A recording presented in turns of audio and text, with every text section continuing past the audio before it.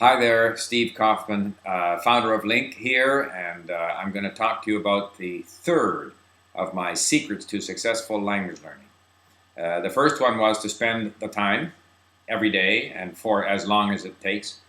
The second secret was to do things that you like to do in language learning, and that will ensure your success and ensure that you stay with it. The third secret is to notice what is happening in the language. This is extremely important. Now, how do you develop the ability to notice? There are a number of things that you need to do. First of all, I would like to stress that the ability to notice is probably the largest difference, or the most significant difference between people who are good at language learning and people who are not good at language learning. So it's very important to develop the ability to notice.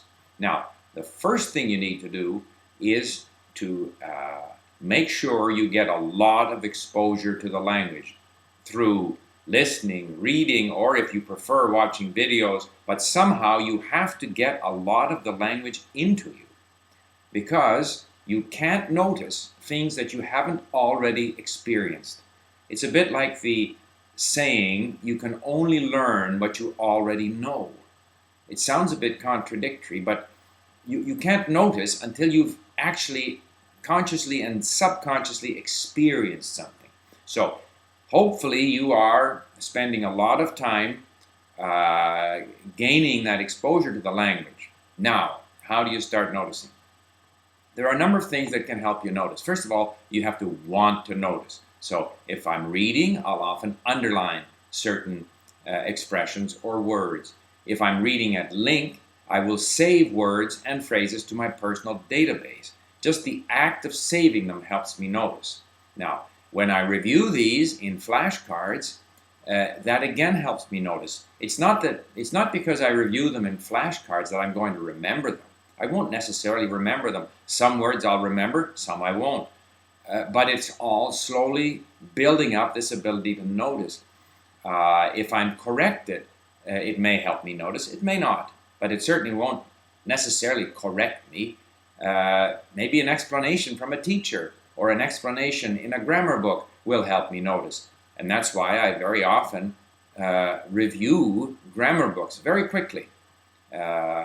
Not again with the intention or the hope that I'll remember a particular rule or a particular verb ending, but because it's just that process, that continuous cumulative process of getting me to notice certain things.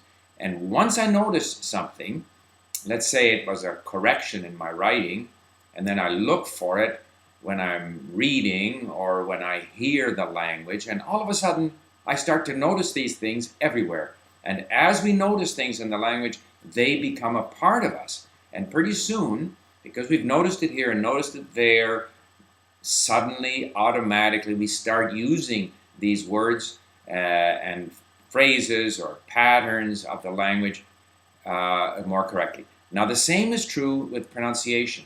You can't pronounce what you can't hear. So you have to pay attention to how the language is pronounced. And it's not just the individual sounds you need to pay attention to, it's the intonation. And sometimes it can be very useful to listen and imitate, because that's helping you to notice. So whether it be pronunciation or correct usage, or the accumulation of words and phrases, it's very important to hone that ability to notice. And it starts with a desire to notice, the conscious determination, will, to say, I'm going to try to notice the language. And then you can train yourself through these various activities. So that's the third hint. Learn to notice the language, and you'll become an efficient and successful language learner. Thank you.